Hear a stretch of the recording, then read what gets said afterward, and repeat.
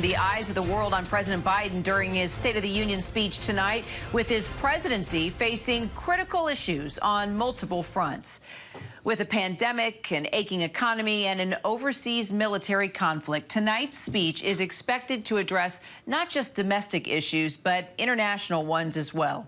President Biden is trying to turn around his sagging poll numbers, with just 37% of Americans saying they approve of his work so far. ABC News White House correspondent Mary Alice Parks is at the White House, of course, and ABC News congressional correspondent Rachel Scott up on Capitol Hill for us. Thank you both for joining me. Mary Alice, there's a lot on the table for Biden, no doubt. Where do you think he will focus his attention first?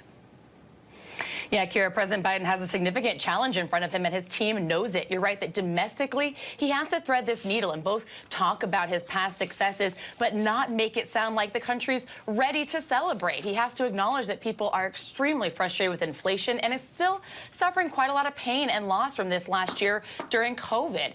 But you're right that this is not just a domestic audience he's going to be speaking to. Unlike most years, he has to lean into the fact that he has a real global audience. The White House so far acknowledging, of course, that he will talk about the situation in Ukraine. He's going to talk about the United States trying to promote democratic values. You know, he ran on being a unifier, and the White House telling us he really wants to talk about how he has worked on unifying Western allies, unifying NATO to stand up in response to Russia here. I'm going to be looking to see if he mentions any red lines, starts to outline any sort of Biden doctrine for engaging the military. If he mentions Article 5 and what he thinks would constitute an attack on a NATO country that would warrant a response from all. But you're right, obviously he has to go back then to domestic issues. Like I was saying, he has to start laying out some of his concrete ideas to combat inflation. The White House is very aware of this, and so we all will be tracking to see what he says that sounds new, that sounds like new proposals, either administrative proposals or legislative proposals today. Okay, and Rachel, in advance of tonight's State of the Union address, someone you have chased down the hallways and cornered many a times, Senator Joe Manchin, trying to get some answers out of him. He's reiterated his long-held position on Biden's infrastructure plan, saying there is no Build Back Better. So what's the way forward here? And can you get him to talk? Yeah, we spend quite some time outside of Senator Joe Manchin's office trying to get some answers because, just a reminder here, the Senate is split 50-50. So that means the president needs to get his entire party on the same page in order to push through some of his domestic agenda. And so today, Senator Manchin made it clear there is no Build Back Better. In fact, he has told us that it's dead. And so what we're going to see from the president likely is take some portions of that larger Build Back Better agenda that he's been pushing for about a year now and try and break it down into smaller sections in which he thinks can either get bipartisan support or something that he thinks all of the Democratic Party can unite around. And there's been a particular frustration here on Capitol Hill with the moderates like Senator Joe Manchin for tanking so much of that agenda. And so tonight, what I'll be looking to hear is what exactly does the president think that they can find common ground on when it comes to lowering the cost of prescription drugs. We know Senator Joe Manchin supports that. Universal pre-K, we know he also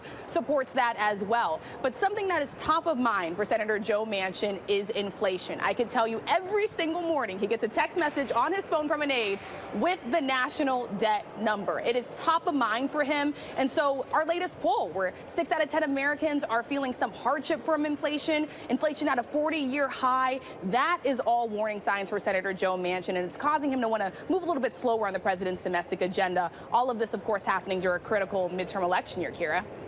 Yep, critical indeed. And Mary Alice, the Ukrainian ambassador now to the U.S., will attend the State of the Union address tonight. She's been very outspoken, very vocal about Russia attacking Ukraine. What kind of message do you think her presence sends tonight? Well, one of solidarity, no doubt, and unity. We're also hearing that some members of Congress are planning to wear yellow and blue to show their support. Remember last year, a lot of female representatives wore white. It was celebrating sort of the women's right to vote, that historic sort of landmark moment. But we're going to see a lot of solidarity in that chamber. And I expect we will start to see some real bipartisan sort of solidarity. We always look with these State of the Union addresses at when we see, applause, when we see standing ovations, if we ever see applause from the other side of the aisle. I know that President Biden is very aware that he has a moment here where he can get bipartisan support around backing Ukraine. You know, he's pushing for funding for Ukraine. He's pushing for funding for military troops that are helping with the refugee crisis on the border of Ukraine. So he's going to lean into an opportunity there to draw bipartisan support. And Mary Alice, according to this recent Gallup poll, more Americans disapproved of Biden's handling of the virus. We're going to take it back to COVID for a minute. 52% than those who approve. Strategists have advised Democrats to shift their focus away from COVID and focus on curbing inflation instead. So what approach do you think the president will take on this?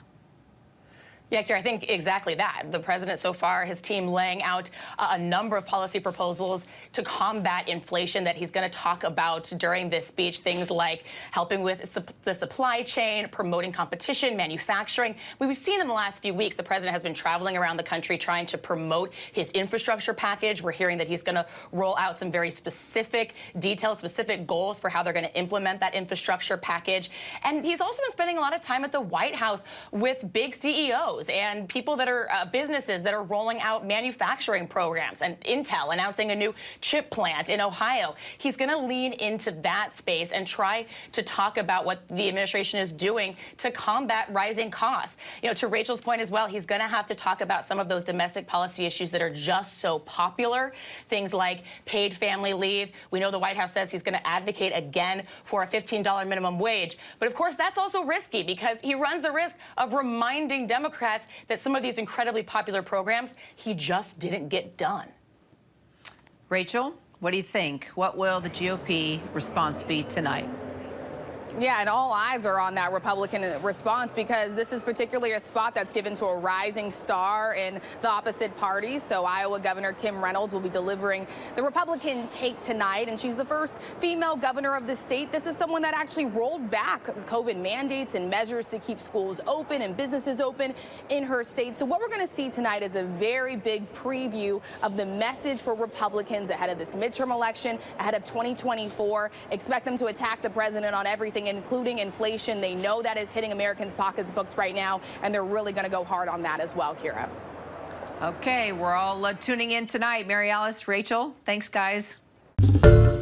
Hi, everyone. George Stephanopoulos here. Thanks for checking out the ABC News YouTube channel. If you'd like to get more videos, show highlights, and watch live event coverage, click on the right over here to subscribe to our channel. And don't forget to download the ABC News app for breaking news alerts. Thanks for watching.